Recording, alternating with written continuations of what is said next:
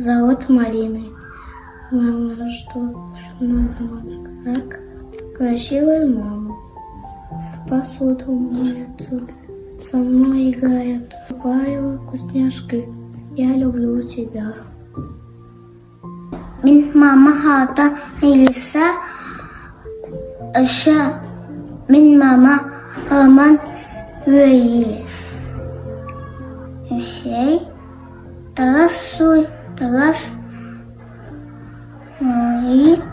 it suy, mosta suy, anyomuy, Tina telefon min hanyo. Min mamma hatar min mamma min astım burada. Ona мехам на теле, мехам телефон кривит, меха вот это вот они. Хорошо, мне агатывала мне.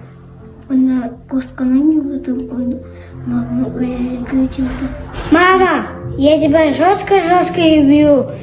Я тебя поздравляю, я тебя жестко люблю. Мамочка любимая, милая, я очень ее люблю. Никогда не брошу. Знаю, она мне гордости принесла. Мама, я люблю.